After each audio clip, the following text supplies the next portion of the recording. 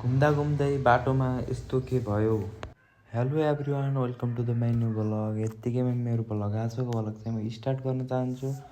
आज चाहिँ बिहानको 6-7 बज्यो। म चाहिँ झुरुक्क उठेँ किनकि हिजो बाइकमा झ्याक्केको हुँदा आज धेरै सुत्यो। त्यस भएर अहिले चाहिँ म फ्रेस हुन बाहिर आएको छु। मैले ट्याक्क मुखसुख धुन्छु। म फ्रेस भएर म चाहिँ भित्र जान्छु।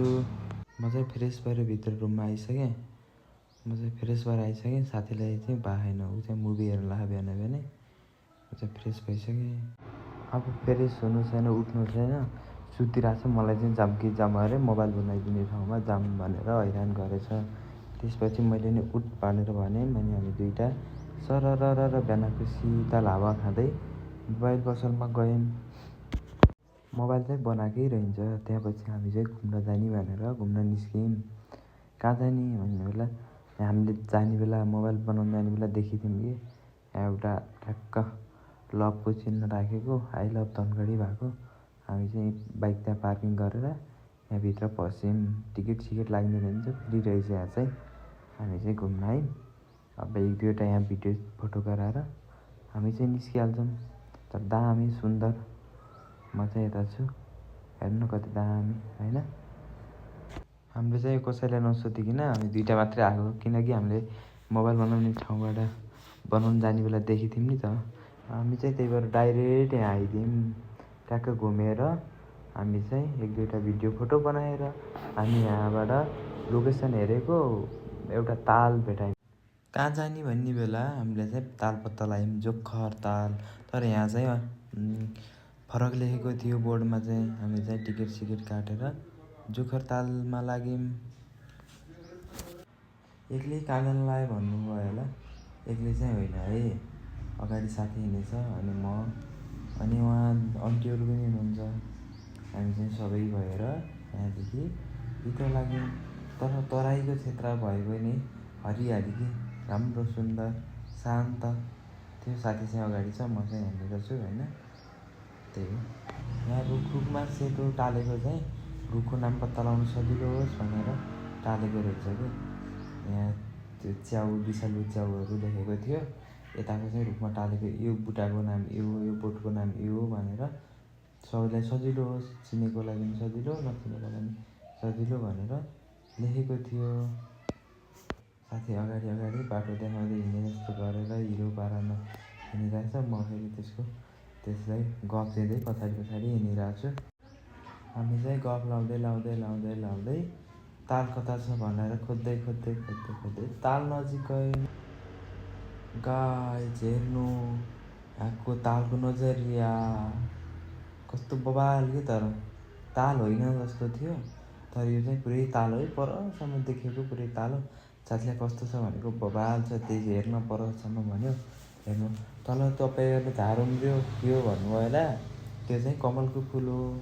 हेर्नु कति सुन्दर छ।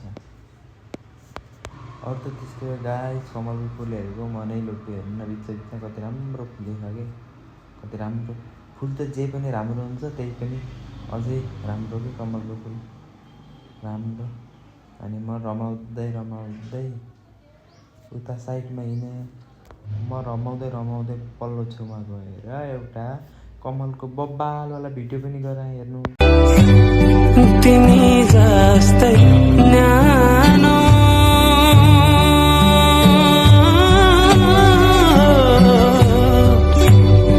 तिमी जस्तै शीतल। आफूलाई चाहिने भिडियो फोटो र ब्लगलाई चाहिने भिडियो फोटो खिचेर हामी चाहिँ फेरि त्यही पहिलाको मोबाइल बनाउने ठाउँतिर लाग्यौँ। किनकि हाम्रो मोबाइल बनाएर सकेको थिएन नि त, बनायो कि नै भनेर हामी चाहिँ फर्क्यौँ। हिँड्दै तालतिर हेर्दै मन फुङ्ग पार्दै हामी चाहिँ अगाडि बढिरहेका छौँ। तर दामी हेर्नु यतातिर नि हरियाली होइन, कति राम्रो कि। तराई क्षेत्र भए पनि रुख बिरुवा चाहिँ प्रशस्त रूपमा पाइने रहेछ कि। हिँड्दै हामी गेट नजिक आयौँ। मैले चाहिँ गेटलाई बाई गरेँ। त्यसपछि राम्रो देखियो गेट पनि। अनि त्यो चाहिँ ड्राइभर, म पछाडि बस्ने प्यासेन्जर। ड्राइभरले बाइक चलाउन लाग्यो, म पछाडि बस्छ। यतातिर त हामी रमाउँदै हिँडेका थियौँ। लास्टमा त बाबै यस्तो के भयो, म त चकित। बाइक त बङ्गै लुट्यो र म यता बाइकदेखि झरेर यता आइहालेँ। साथीले बाइक लैजान लाग्यो। यस्तो हिलो हेर्नु न, सुदूरपश्चिममा महानगरपालिका भएर पनि महानगरपालिका भएर पनि यस्तो हिलो के धेरै होइन। बजारको साइडको हल्का माथिरमै यस्तो बाइक हिलो, मान्छे हिलो। कस्तो त्यसको जुत्ताको हालत खतम भएको छ, बाइकको हालत खतम भयो। हिलो न हेर्नु न हिलो। बाइक जो बाटो विकास हुँदै रहेछ, त्यही भएर यस्तो हिलो पानी परेको भयो, हिलो लास्टै। कहिलेकाहीँ त बाइक नचलाएर पनि फाइदै हुन्छ, फोहोरमा खुट्टा पर्दैन, त्यस कारण ठिकै हुन्छ। नत्र त अहिलेको हिलोमा मेरो खुट्टा। त्यहाँदेखि हामी चाहिँ निस्किहाल्यौँ छिटो निस्किहाल्यौँ। त्यहाँदेखि हामी बाइक पखाल्ने ठाउँमा आयौँ।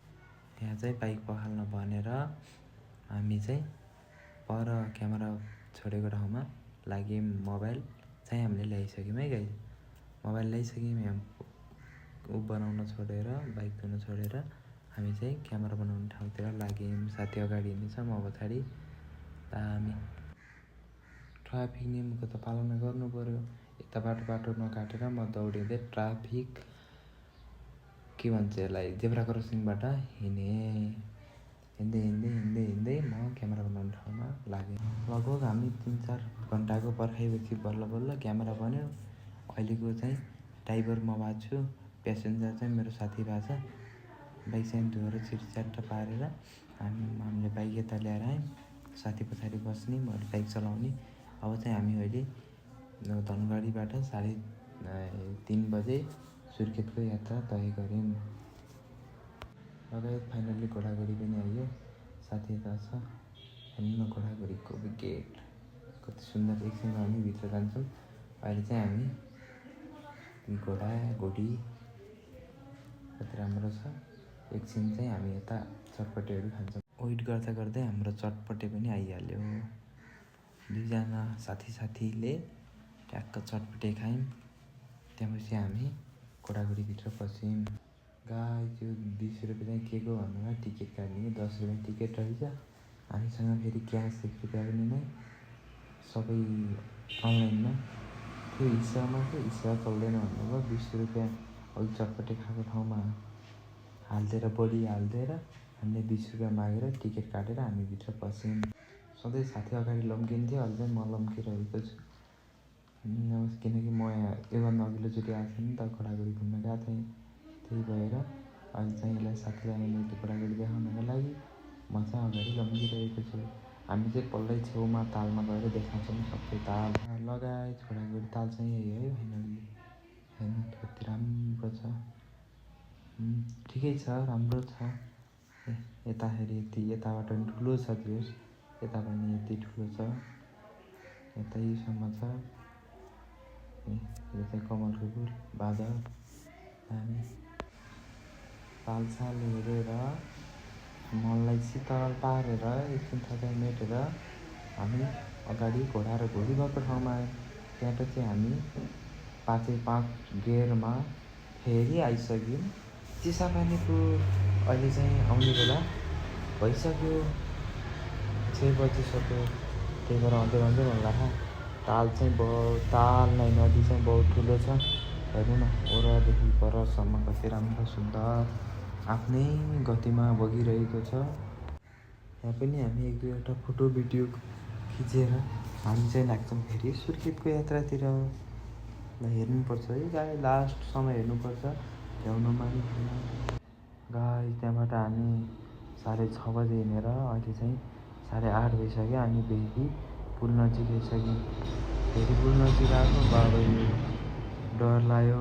2टा मात्रै छौँ, यताउता केही छैन। तल नदी बगेछ, हामी 2टा माथि छौँ। साथीलाई धौ भयो भनेछ। अहिले चाहिँ साथीले बाइक चलाएर, म चाहिँ पछाडि बसेको छु। हेर्नु न तल, अब्बुई कति डर लाग्ने। त्यहाँबाट हामी एकछिन रेस्ट गरेर फेरि सुर्खेततिर लाग्यो नि। अब बाब्याचर कतिखेर पुगिन्छ हेर्नुपर्छ बिहा आएछ। अहिले चाहिँ हामीलाई फेरि शरीर दुखेर बिचारेर बाइकले खतम भएको छ गाइस। हामी चाहिँ भर्खरै आइपुग्यौँ यहाँ बाब्याचौरमा हामी आइसक्यौँ 10:30 बजे। अब यहाँदेखि हिँड्छौँ सुर्खेत फेरि लगाएँ। यहाँबाट यता चाहिँ हामी म चलाउँछु बाइक तातेर हामीले चाहिँ यहाँ पानी हाल्न लाग्छौँ बाइकमा। साथीलाई नुहाल चलिरहेको बाइकमा पानी हाल्न हुन्न भन्छु म, उसले चाहिँ पानी हाल्न लागेको छ। अब हाम्रो बाइक पनि शीतल भयो। अब हामी हिँडिहाल्छौँ फेरि सुर्खेत लगाए। यस्तो हालतमा आइसक्यो बल्ल बल्ल रुममा। बाइकलाई चिसाउन लाग्यो, नास्ता खान लाग्यो अनि बल्ल चाहिँ अहिले रुममा आयो। साथी चाहिँ आराम गरिसक्यो, भाइ सुतेछ। म चाहिँ लास्ट भ्लग गाइस। अर्को भ्लग भोलिको भ्लग के आउँछ हेर्नका लागि तयार हुनु होला। आजलाई चाहिँ यति, बाई।